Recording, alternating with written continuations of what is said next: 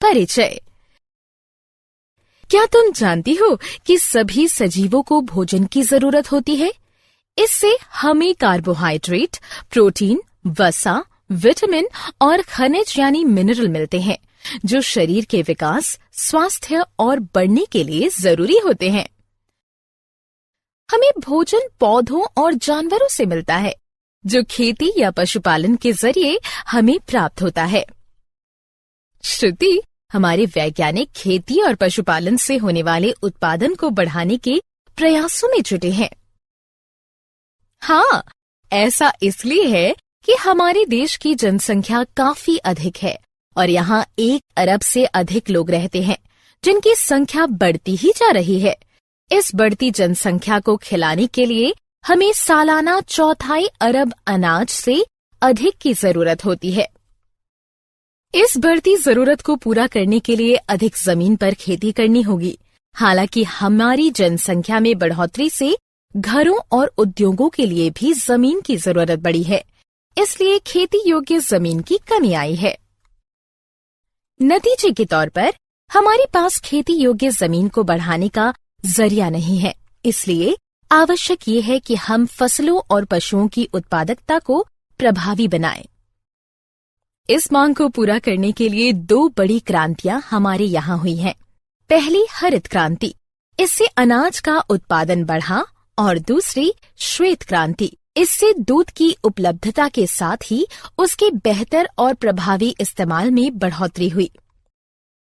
इन क्रांतियों की वजह से हमारे प्राकृतिक संसाधनों का व्यापक इस्तेमाल हो रहा है। ये हमारे प्राकृतिक संसाधनों को इस हद तक नुकसान पहुंचा रहा है कि उनके संतुलन के पूरी तरह नष्ट होने का खतरा पैदा हो गया है। इसलिए ये आवश्यक है कि हम अपने पर्यावरण को नुकसान पहुंचाए बगैर और इसके संतुलन को बरकरार रखते हुए अपना खाद्य उत्पादन बढ़ाएं। उद्देश्य। इस पाठ के अंत में आप निम्न करने में सक्षम हो जाएंगे: फसल उत्पादन में बढ़ोतरी को समझना, फसलों के विविध प्रकारों में सुधार को समझना, अनाज उत्पादन प्रबंधन को समझना, पोषण के प्रबंधन को समझना, खाद क्या है इसे समझना, खादों के गुणों और प्रकृति को समझना,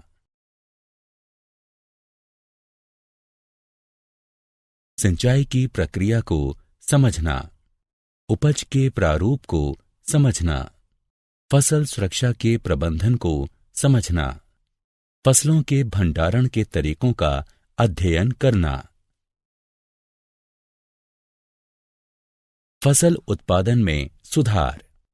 हम सभी जानते हैं कि गेहूं, धान, मक्का, बाजरा और ज्वार हमारी ऊर्जा जरूरतों के लिए कार्बोहाइड्रेट प्रदान करते हैं। चना, मटर, उड़द, मूंग, अरहर और मसूर जैसी दालों से हमें प्रोटीन मिलता है। इसी तरह सोयाबीन, मूंगफली, तिल, रेंडी यानी अरंडी, सरसों, अलसी और सूरजमुखी जैसे तिलहन उत्पाद हमें जरूरी वसा देते हैं। हम जानते हैं कि फल, सब्जियों और मसालों से हमें कई सारे विटामिन और लवण के साथ ही छोटी मात्रा में प्रोटीन, कार्बोहाइड्रेट और वसा भी मिलते हैं।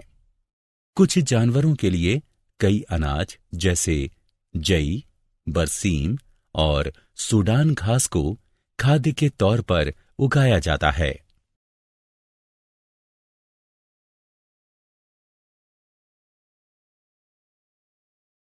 रबी और खरीफ फसलें।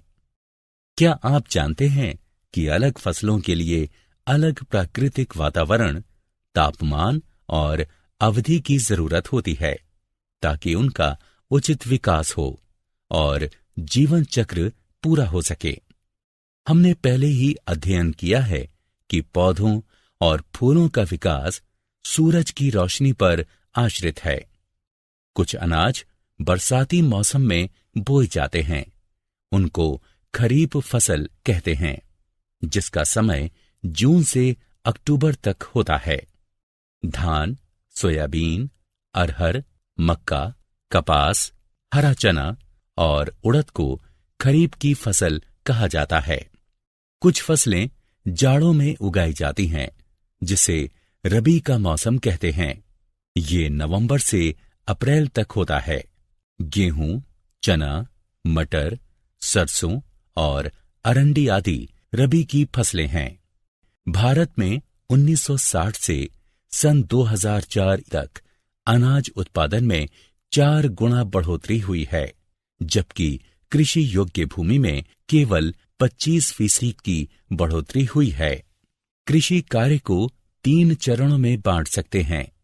पहला, बोने के लिए बीजों का चयन।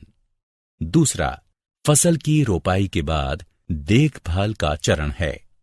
तीसरा चरण, फसल के विकसित होने और कटाई के बाद उसकी सुरक्षा का है। इसीलिए अनाज उत्पादन को सुधारने की मुख्य गतिविधियों को निम्नांकित में बांट सकते हैं। फसल की किस्मों में सुधार, फसल उत्पादन में सुधार, फसल सुरक्षा का प्रबंधन। फसल की किस्मों में सुधार। अच्छी उपज देने वाली फसल की किस्म का चुनाव कई तरह या प्रकार की फसलों के बीच से किया जाता है।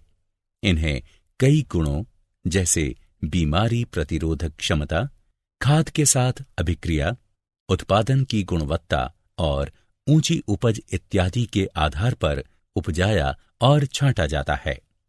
वांछित गुणों को फसल की किस्मों में डालने की पहली विधि वर्ण संकरीकरण या हाइब्रिडाइजेशन है। वर्ण संकरीकरण का मतलब आनुवंशिक तौर से भिन्न पौधों का युग्मन करना है। वर्ण संकरीकरण अंतर प्रजातिक 2 अलग प्रजातियों, अंतर जातीय यानी एक ही जीन की 2 अलग नस्लों और अंतरवंशीय यानी अलग अलग जीन वाले हो सकता है।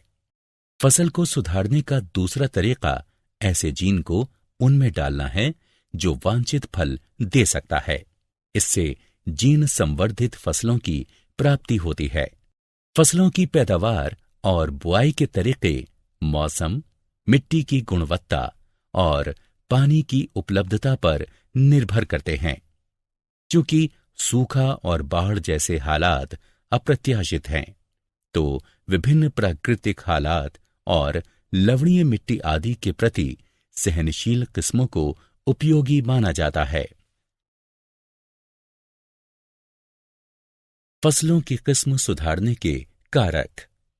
फसलों की किस्म सुधारने के लिए कई कारक जिम्मेदार हैं। इनमें से कुछ इस प्रकार हैं।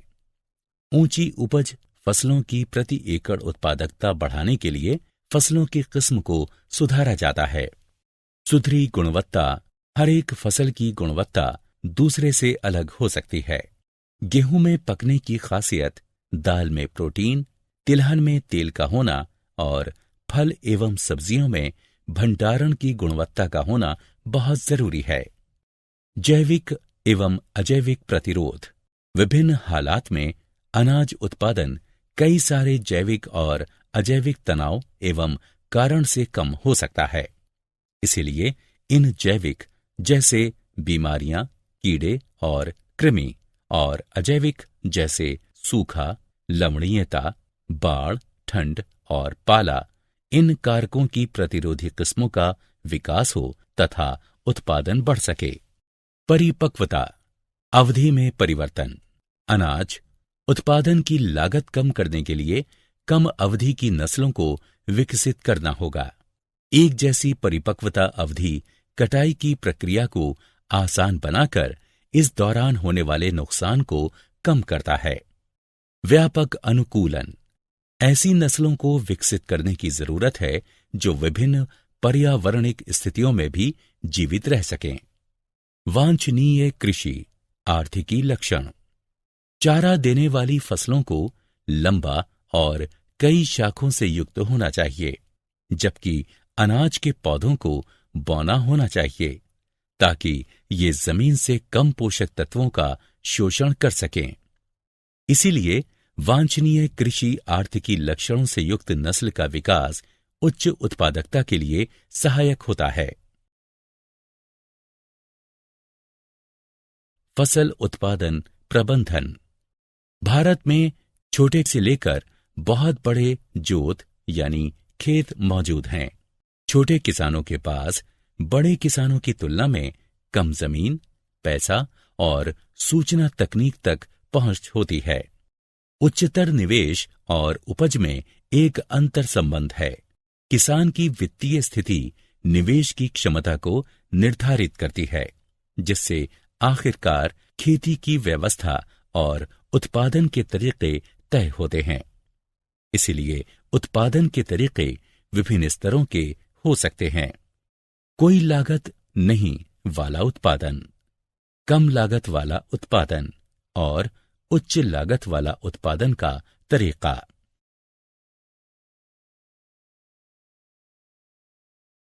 पोषण प्रबंधन। पौधों को बढ़ने और विकास के लिए पोषण की जरूरत होती है। पौधों के लिए 17 पोषक तत्व आवश्यक हैं। पौधों को हवा, पानी और मिट्टी से पोषण मिलता है। हवा कार्बन और ऑक्सीजन देता है। हाइड्रोजन पानी से मिलते हैं और बाकी 13 तत्व पौधों को मिट्टी से मिलते हैं। इन 13 तत्वों में क्षय की काफी मात्रा में जरूरत होती है, इसलिए इनको स्थूल पोषक यानी मैक्रोन्यूट्रिएंट्स कहते हैं।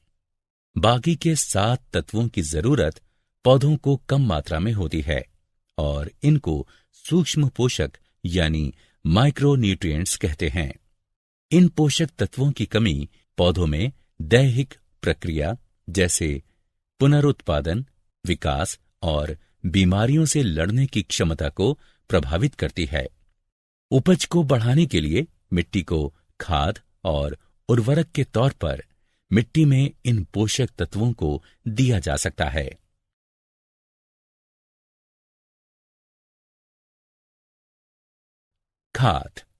खाद यानी मैन्योर में बड़ी मात्रा में जैविक तत्व के साथ ही मिट्टी को मिलने वाले पोषक तत्व भी थोड़ी मात्रा में होते हैं।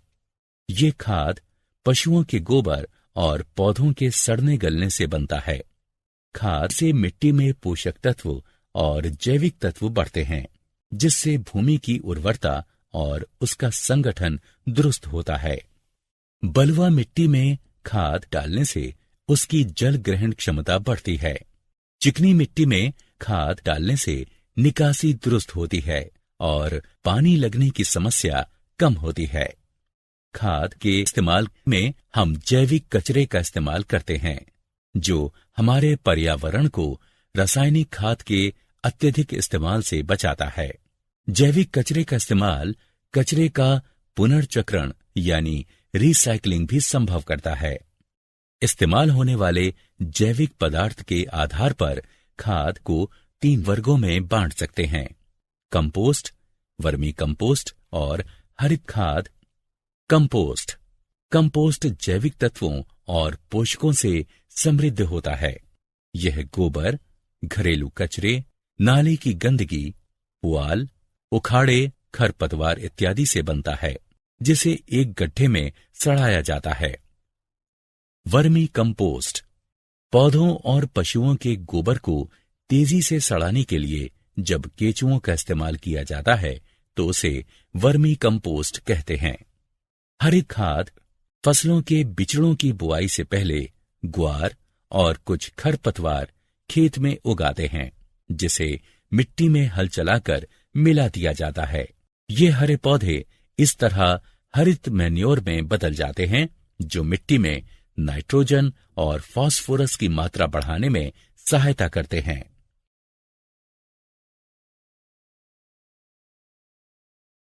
उर्वरक व्यावसायिक तौर पर पौधों के लिए उत्पादित होने वाले पोषक तत्व हैं। ये नाइट्रोजन, फास्फोरस और पोटाश की मात्रा बढ़ाते हैं। ये बेहतर वानस्पतिक विकास, पत्ते, शाखाएं और फूल को सुनिश्चित करने के लिए इस्तेमाल किए जाते हैं, जिनसे स्वस्थ पौधे बनते हैं। उच्च लागत की खेती में बेहतर उपज के लिए उर्वरक एक कारक है। उर्वरक के पूर्णतः काम आने के लिए उसको उचित मात्रा, समय और इस्तेमाल से पहले और बाद की सावधानी का ख्याल रखते हुए खेतों में डालना चाहिए। अत्यधिक सिंचाई की वजह से खेत में मौजूद खाद बह जाती है और पौधों द्वारा पूरी तरह शोषित नहीं हो पाती। यही अतिरिक्त खाद बाद में पानी में प्रदूषण फैलाने का काम करती है। उर्वरक का लगातार इस्तेमाल मिट्टी की उर्वरता को खत्म कर सकता है, क्योंकि उसमें मौजूद जैविक तत्व की क्षतिपूर्ति नहीं हो पाती और सूक्ष्म जीव विनष्ट हो जाते हैं। अनाज उत्पादन को अधिकतम करने के लिए हमें रासायनिक खादों के अल्पकालिक और मैन्योर यानी जैविक खाद के दीर्घकालीन उपयोग के लाभ पर विचार करना चाहिए, ताकि मिट्टी की उर्वरता बनी रहे।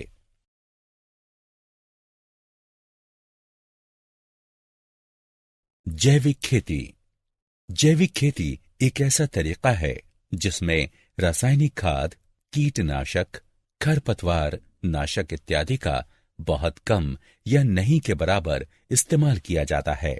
साथ ही इसमें जैविक मैन्योर, पुनर्चक्रित कृषि कचरा, पुआल और गोबर आदि नीले हरे शैवाल को सुखाकर जैविक खाद के तौर पर पर्याप्त मात्रा में डाला जाता है। भंडारण के समय नीम के पत्तों या हल्दी का इस्तेमाल जैविक कीटनाशक के तौर पर किया जाता है। उत्पादन की ऐसी व्यवस्था कीड़ों मकोड़ों की रोकथाम में सहायक होने के साथ ही पोषक तत्वों की पूर्ति में भी लाभकारी है।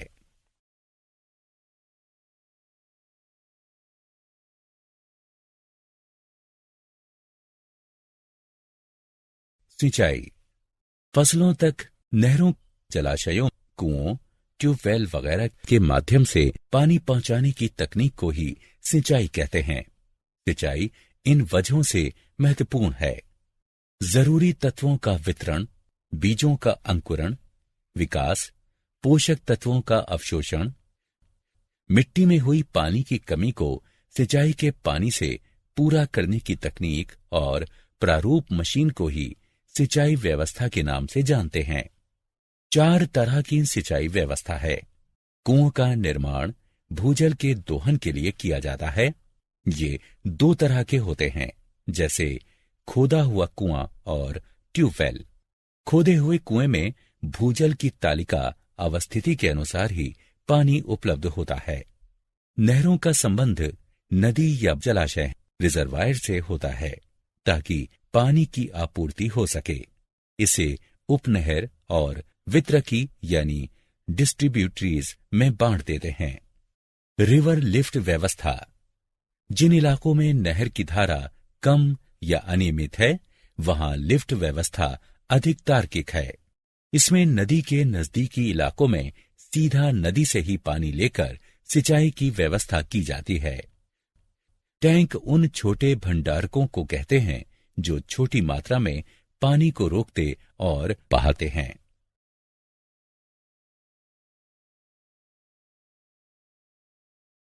बुआई के प्रारूप या पैटर्न। फसलों की बुआई के विभिन्न तरीके अपनाए जा सकते हैं ताकि अधिकतम लाभ मिल सके। फसलों की बुआई के 3 मुख्य तरीके हैं: मिश्रित बुआई, अंतरोपण या इंटरक्रॉपिंग। फसलों का आवर्तन। मिश्रित बुआई का मतलब जमीन के एक ही टुकड़े पर 2 या अधिक फसलों को उगाना है। उदाहरण: गेहूं और चना, या गेहूं और सरसों, या मूंगफली और सूरजमुखी। ये खतरे को कम करता है और किसी एक फसल के नुकसान के वक्त कुछ भरोसा देता है। इंटरक्रॉपिंग से मतलब भूमि के एक ही टुकड़े पर निश्चित क्रम में 2 या अधिक फसलों को उगाना है। फसलों का चुनाव पोषक तत्वों की जरूरत के आधार पर किया जाता है। इसमें एक फसल की एक कतार बोकर दूसरे अनाज की कुछ कतारें लगाते हैं। पूरे खेत में यही क्रम चलता है। उदाहरण: सोयाबीन और मक्का, या बाजरा और लोबिया। इसी तरीके में पोषक तत्वों का अधिकतम उपयोग हो पाता है। इस तरीके में किसी एक फसल में फैली बीमारी या कीड़े का पूरे खेत में असर भी रोका जा सकता है। इस तरह दोनों ही फसलों से बेहतर नतीजे मिलते हैं। फसलों का आवर्तन पूर्व नियोजित और सुचिंतित तरीके से जमीन के एक टुकड़े पर विविध फसलों को उगाना है। यह समय की अवधि पर निर्भर करता है कि फसलों का युग्म में आवर्तन कैसे करें। नमी और सिंचाई की सुविधा को देखकर भी एक कटाई के बाद दूसरी फसल का चुनाव किया जाता है। अगर आवर्तन सही ढंग से किया जाए तो बेहतर उपज के साथ 2 या 3 फसलें वार्षिक तौर पर प्राप्त की जा सकती हैं। फसल सुरक्षा का प्रबंधन। जब हम खेतों को देखते हैं तो पाते हैं कि फसलों में काफी खरपतवार, कीड़े मकोड़े और बीमारियां पाई जा रही हैं। अगर सही समय पर खरपतवार और कीड़ों को नियंत्रित नहीं किया जाए तो वे फसल का अधिकांश नष्ट कर सकते हैं। खरपतवार हमारे खेत में उगे अनचाहे पौधे हैं और भोजन, जगह एवं प्रकाश के लिए प्रतियोगी भी। उदाहरण: गोखरू, गाजर, घास, मोथा। खरपतवार पोषक तत्वों को अवशोषित कर फसलों के विकास को कम कर देते हैं। इसीलिए जुते हुए खेत से फसल के विकास के शुरुआती दौर में ही खरपतवार को हटा देना अच्छी उपज के लिए बेहद जरूरी है। आमतौर पर कीड़े मकोड़े खेत में 3 तरीकों से हमला करते हैं। वे जड़, तना और पत्तों पर हमला करते हैं। वे पौधे के विभिन्न हिस्सों से कोशिका का रस चूस लेते हैं या वे तने और फल पर हमला करते हैं। इस तरह वे फसल के स्वास्थ्य को प्रभावित कर उपज को कम कर देते हैं। पौधों में बीमारियां कीटाणु, कवक और विषाणुओं जैसे रोगाणु फैलाते हैं जो मिट्टी, पानी और हवा में मौजूद होते हैं और पौधों को संक्रमित कर सकते हैं। खरपतवार, कीड़ों और बीमारियों का नियंत्रण कई तरीकों से किया जाता है। सबसे आम तरीका कीटनाशकों का इस्तेमाल करना है, जिसमें कवकनाशी, कीटाणुनाशक और पादप कीटनाशक शामिल हैं। ये पौधों पर स्प्रे किए जाते हैं या मिट्टी और बीजों के शोधन में इस्तेमाल होते हैं। जैसा कि हम सभी जानते हैं, इन रसायनों का अधिक इस्तेमाल समस्या पैदा करता है क्योंकि वे कई पौधों और जानवरों के लिए विषैले होते हैं और पर्यावरण में प्रदूषण फैलाते हैं। खरपतवार नियंत्रण के तरीकों में मशीन से उनको हटाना भी शामिल है।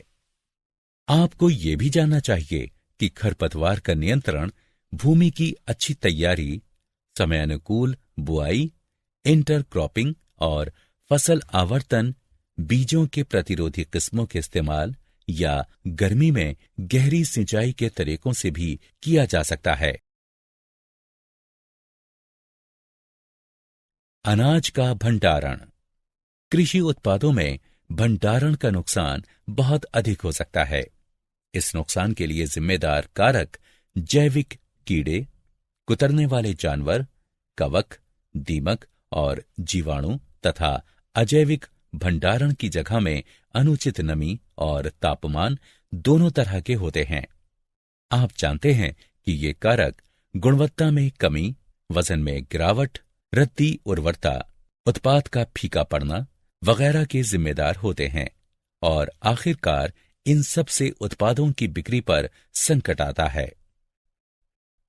इन कारकों पर उचित उपचार और गोदामों के व्यवस्थित प्रबंधन से काबू पाया जा सकता है। नियंत्रण और निरोध के उपाय अनाज के भंडारण से पहले अपनाए जाते हैं। इनमें शामिल हैं भंडारण से पहले उत्पाद की सख्त सफाई, पहले धूप और फिर छांव में उत्पाद को सुखाना और कीड़ों को मारने वाले रसायनों का धूमन।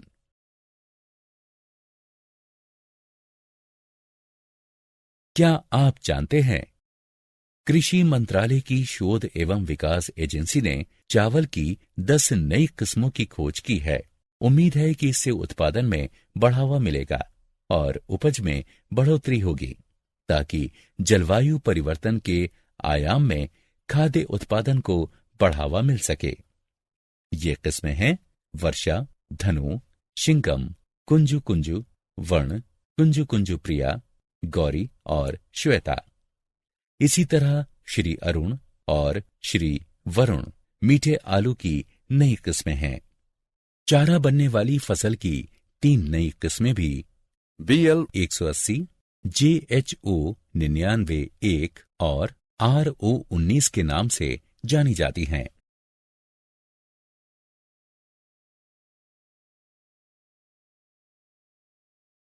सारांश। आइए हमने जो कुछ सीखा है उसे संक्षेप में दोहराएं। फसलों के लिए आवश्यक 13 पोषक तत्व हैं।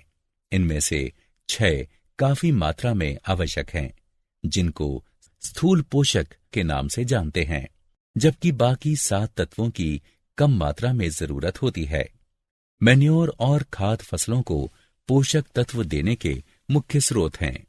जैविक खेती एक ऐसा तरीका है जिसमें खाद, कवकनाशी, कीटनाशक आदि के तौर पर रसायनों का कम से कम या बिल्कुल ही नहीं उपयोग किया जाता है। जैविक खाद, पुनर्चक्रित कचरे और खेती के स्वस्थ तरीकों का इसमें अधिकाधिक इस्तेमाल होता है। मिश्रित खेती एक खास खेत पर कृषि उत्पादन के साथ ही पशुपालन इत्यादि इकट्ठा करने को कहते हैं।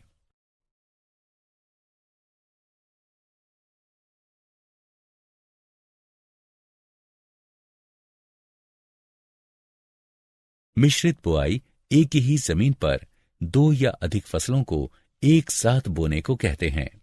इंटरक्रॉपिंग का मतलब निश्चित तरीके से 2 या अधिक फसलों को बोने से है।